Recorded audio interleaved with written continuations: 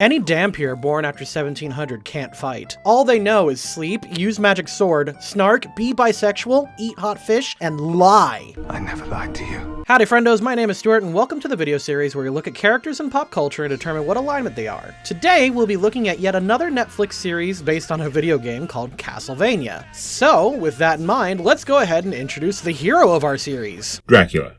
Oh hey dude, long time no see. Greetings, I'm Demonac. I'm that guy from your animated D&D top 10 list. I make tales from my D&D campaign. Oh yeah, in terms of long-term D&D campaigns, you're one of the best, no doubt about it, but why would you declare Dracula as the hero in this particular video? Okay, hero may be going a little far, but much like Thanos in Infinity War, Castlevania is a story about Vlad Dracula Tepesh and his family. Dracula sets in motion all of the events for the narrative and has the most emotional story of any of these characters. And I'm not just saying that because I always focus on the overpowered villains. I have had enough!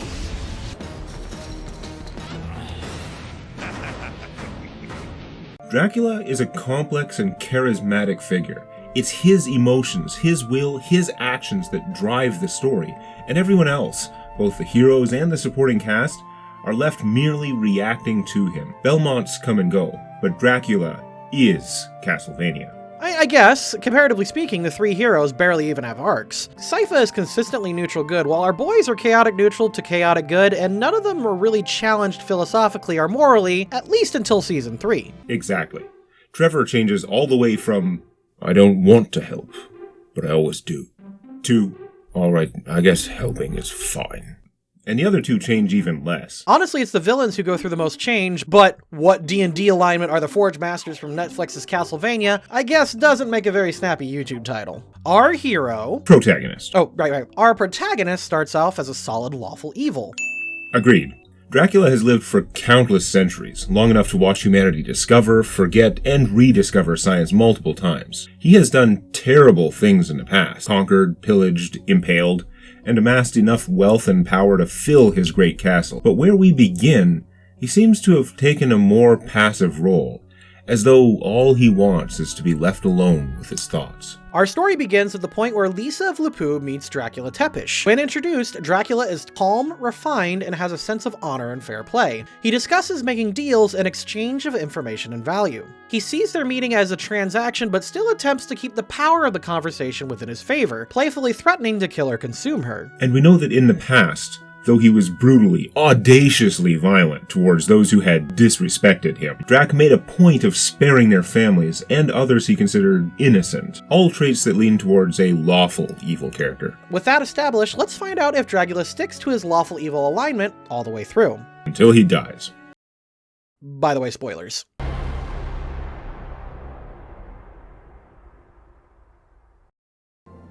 I've known you 2 minutes, and you offer for me to walk the earth like an ordinary peasant, while I give you the knowledge of immortals, the true science.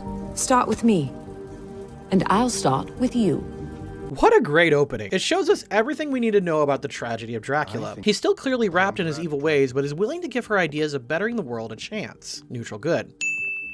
At Lisa's urging, Dracula walks the earth, trying to see the value in human life. You could argue it's still slightly selfish, because happy wife, happy afterlife. Neutral good. I do this last kindness in her name. Take your family and leave Wallachia tonight. One last kindness for one last person. Chaotic good. I give you 1 year, Wallachians. You have 1 year to make your peace and remove any marks you have made upon the land. Later we find out Dracula plans to kill everyone, but he does give people a chance to escape the initial carnage of his plans. Lawful Evil. I grieve with you, but I won't let you commit genocide. Dracula refuses to listen to Alucard's reasoning and attacks him when he tries to stop him from committing genocide. They say you can't beat your kids, but... or, I guess you can just beat your kids. Chaotic Evil. A cull. Controlled population. Dracula lies to and recruits Hector for his plan. He tells Hector that the war is to be about population control, but this is a lie. Chaotic Evil. And you saved me. I did. Dracula saves Isaac. It seems like he really dislikes cruelty, unless it's his own. Neutral good. I mean to end the human race. He informs Isaac about the plan to wipe out humanity, telling him the truth, unlike Hector. Lawful Evil. 1 year. I gave you 1 year to make your peace with your God. Dracula summons an army of the night 1 year later, as promised. He may be evil, but he's punctual. Kill everything you see. Kill them all. Dracula could have stopped in just the town that killed Lisa, and while evil would have at least been understandable and justifiable, but then he decides to kill the rest of Wallachia. If he had stopped after killing that terrible church, he'd be the goddamn hero of the story. Chaotic evil. We prosecute a good war. Dracula reveals his plan to kill all humans in his land and then giving the lands to the night creatures. Also, the one in charge of planning the war are his human forge masters. I'm just gonna split the difference and call it neutral evil. It's the privilege of our condition, I suppose. You can't hate livestock. They are simply what they are. This scene explains that Dracula's motivation is driven by hatred of humanity, and this is an execution of humanity. Dracula also reaffirms that the other vampires will get no say in how the war is carried out or what the goals are. Chaotic evil. It's going to be all right. We're going to kill them all for you. They will suffer. The suffering doesn't really matter to me anymore, Isaac. Only the death matters now. It may seem a bit redundant to add again, but it shows how tired and how much of a flip-flop Dracula is in his motivations. Chaotic evil. And what insights have you, Carmilla? Why was this new wife of yours never turned? I will speak with you alone. Dracula meets and speaks calmly with Carmilla about her plans rather than kills her for the disrespect. Lawful Neutral. The humans will die. You will be taken care of. Little Godbrand. Little vampire. Little parasite. I don't know if you've noticed, Godbrand, but I'm fucking Dracula. I'm also 7 to 9 feet tall. It's a little unclear. Dracula threatens to, lies to, and intimidates Godbrand, even though everyone can tell his plan is meant as a suicide. Chaotic evil. You, Isaac, are the only one I've told the truth to. Isaac and Dracula have a heart-to-heart, and he confesses to lying to Hector about the war. Lawful Neutral. I agree. They make a good case. Brayla, fine. Brayla it is. Dracula agrees to everyone's plan to move the castle to Brayla to be more effective in killing humans. Lawful Evil. Or perhaps you simply deserve a better fate than to die instead of me. I choose my death as I chose my life.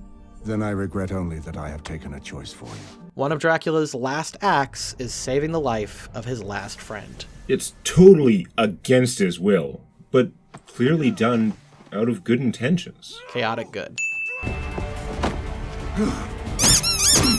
You must be the Belmont. At first, I almost considered this action as neutral self-defense, but it's clear he's just toying with them. Otherwise, he wouldn't have taken as much glee as he did in seemingly ending the Belmont line. I mean, you could argue ending the Belmont line is self-defense for any vampires. As far as prejudice goes, it's pretty evidence-based. Chaotic evil.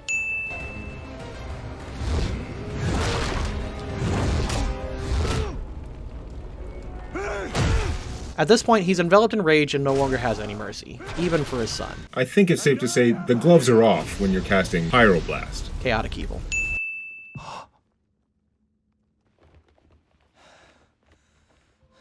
It's your room.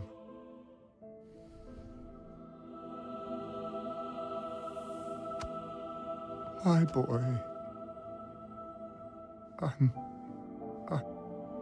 I'm killing my boy. Lisa. I'm killing our boy.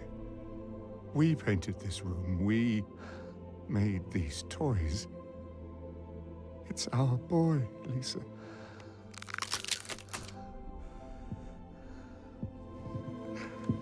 Your greatest gift to me. And I'm killing him. I must already be dead.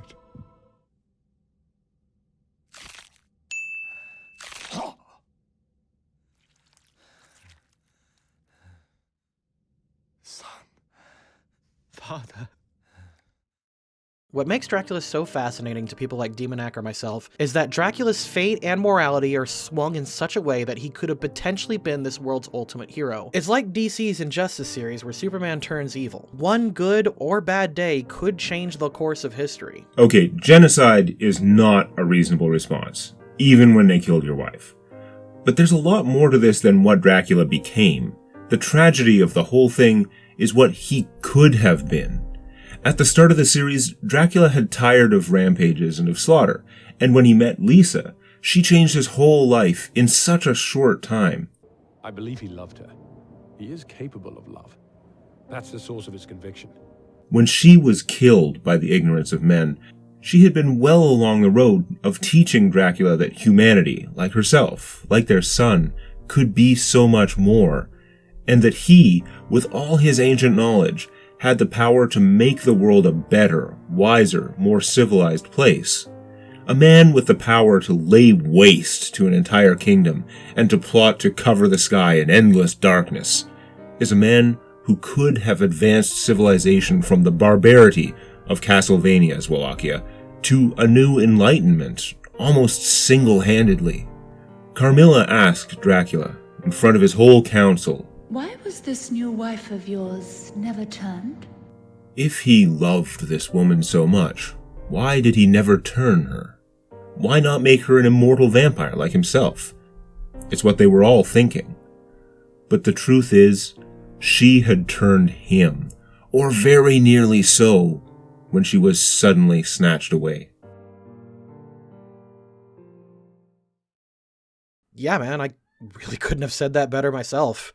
Honestly, I really thank you for approaching me about this video because I didn't see Dracula quite in the same refined sense that you did. Dracula's alignment is a tragedy, and Netflix did an excellent job at conveying on what the surface seems like basic premise and turning it into this dark, fantastical drama. Do give this series a watch if you haven't. And when you're done with that, be sure to check out Demonac's channel. If you like the analysis here, he brings similar insight to his own long-form animated D&D campaign. Tales from my D&D campaign. It's a continuing story that builds and builds, so I recommend starting at the beginning. But if you can't take the production quality in those first episodes, you could skip ahead to number 20. Catch you guys next time.